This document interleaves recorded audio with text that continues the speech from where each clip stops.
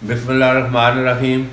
دان Chakwal YouTube channel سے خوش آمدید. تو ابھی ہم جب ذکر کرتے ہیں کہ ضلع چکوال میں شرح خواندگی 90% ہے، اور یہ الحمدللہ چکوال پنجاب کے ان 36 اضلاع میں شامل ہے جہاں پر لٹریسی ریٹ جو ہے یہ ٹاپ 4 جو ڈسٹرکٹ ہیں چکوال کا اس میں نمبر ہے. تو یہ بہرحال ایک 35 سال کی طویل جدوجہد ہے، اور یہ کوئی ایک دن میں یہ لٹریسی ریٹ 90% نہیں ہوا. مجھے ابھی تک یاد ہے جب ہم نے دھن قون اخبار 1989 میں شروع کیا تو 26% لٹریسی ریٹ تھا چکوال کا. تو 50 اخباروں سے ہم نے دھن قون چکوال کا آغاز کیا، اور ایک سائیکل پہ ایک بندہ لوگوں کے گھروں میں جا کر یہ اخبار تقسیم کرتا تھا. تو آج الحمدللہ 2021 میں ہزاروں کی تعداد میں یہ صبح 9 بجے کے بعد اخبار ملتا ہی نہیں ہے.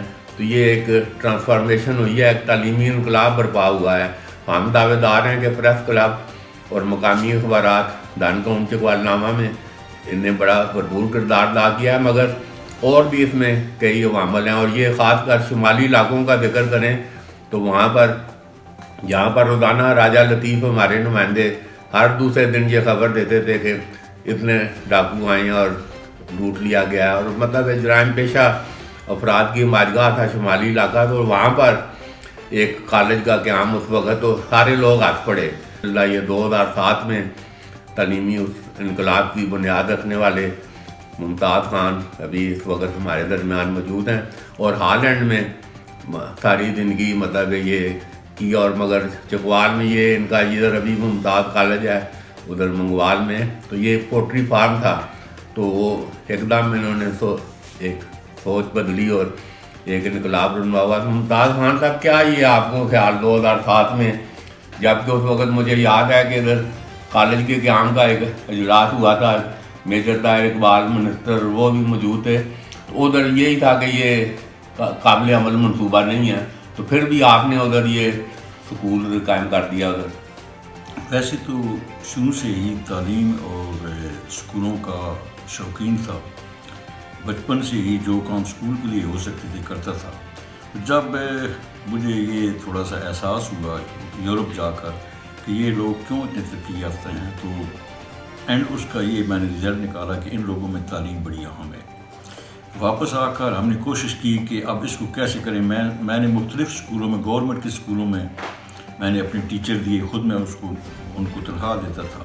اور کچھ اسکول ایسے ہیں کہ جن میں چند ایک کمرے میں نے بنائے ہیں، اور ایک اسکول ٹوٹلی ڈیمالش کر کے میں نے اپنے خرچے پر بنایا ہے، اور وہاں میں کچھ عرصہ سارے کے سارے ٹیچر میرے اپنے ہی تھے. پھر محسوس ہوا کہ 8 یا مڈل تک تو یہ ایریا موزوں ہے، لیکن اس کے بعد کیا ہوگا؟ مڈل اس زمانے، میٹرک اس زمانے میں کیا تعلیم، کچھ بھی نہیں. تو انشاءاللہ ہم لوگوں میں آگاہی پیدا کر رہے ہیں. یہ ابھی پوزیشنیں بھی لی ہیں آپ کے کالج میں؟ جی، اب ایک تو یہ ہے کہ ہمیں گورنمنٹ کی طرف سے 2 لاکھ انعام بھی ملا. ہمارا ایک اسٹوڈنٹ تھا، وہ بورڈ میں 3rd تھا، اور اس کے بعد لگاتار ٹاپ 10 میں ہمارے 3-4 اسٹوڈنٹ آتے رہے ہیں. اب 1 سال ہوا ہمارے کالج سے FSC کر کے ایک بچی AC بن گئی ہے، ڈرائیور. اور یہ اسی علاقے کی ہمارے اپنے علاقے کی بالکل 2-3 کلومیٹر دور ہے وہ گاؤں، ایک بڑا بیکورڈ گاؤں تھا. وہاں کی بچی تھی، وہاں نے FSC اس نے کیا اور AC بن گئی. ڈاکٹر، انجینئر تو زیادہ ہیں، 10 12 20 25 تک اس طرح کے. ابھی آپ ممتاز صاحب آپ نے یہ ماشاءاللہ رکھے، تو ابھی ادھر پورے علاقے میں ایک انقلاب آ گیا، کالج بھی بن گیا سرکاری، اور مطلب بے شک انگریزی اسکول بھی، تو سارے ایک مطلب زبردست ماحول تعلیمی ماحول آپ بن کے گیا. کام کے. ہاں، مجھے ایک اور فکر کہ میں نے تو اس کو کاروبار کے طور پر کبھی بھی نہیں کیا. آپ جانتے ہیں میں تو ہر سال ملین کے حساب سے اس میں انویسٹ کرتا ہوں کہ بہتر سے بہتر کہ ضابطے بنے ہوئے ہیں، اور گورنمنٹ کے ملازمین بھی ہیں جن کی ڈیوٹی ہے. لیکن پاکستان ہے، یہاں ایک محکمے میں کوئی اچھے آدمی تو سارے تھوڑے ہوتے ہیں، کالی بھیڑے بھی ہیں، اور بدقسمتی سے ان کے جو اعلیٰ افسران ہیں نا وہ اس میں ملوث ہیں. میں ہر ایک کی بات نہیں کرتا، لیکن اس میں بے شمار آپ کو ملیں گے.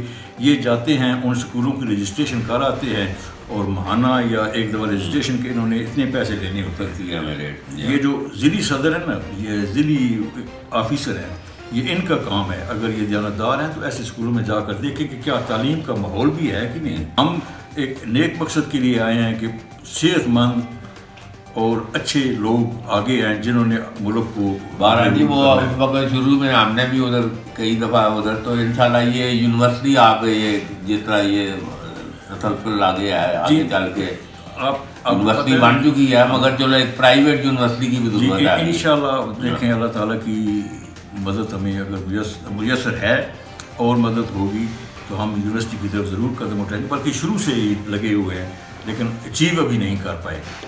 تعلیمی انقلاب ادھر ضلع چکوال میں یہ 90% لٹریسی ریٹ ابھی بتا رہے ہیں کہ آئندہ 1-2 سالوں میں 100% ہونے جا رہا ہے، تو انشاءاللہ یہاں پر ہم ایک پرائیویٹ یونیورسٹی کی ایک ضرورت محسوس کر رہے ہیں تاکہ یہ یونیورسٹی آف چکوال سرکاری جو ہے اس کے ساتھ ایک خدمتانہ مقابلہ، اور آئندہ ادھر کالج والے بھی اس میں یونیورسٹی کے اس میں ہیں، تو بہرحال انشاءاللہ یہ مستقبل قریب میں یہ چکوال جو ہے کہ یونیورسٹیوں کا جو ہے نا یونیورسٹی ٹاؤن یہ ایک اس کی طرف گامدان ہے۔ تو بہرحال آج کے لیے اتنا ہی، اور انشاءاللہ فیڈ بیک دیتے رہا کریں، انشاءاللہ پھر ایک نئے مہمان کے ساتھ اگلا ملاقات ہوگی۔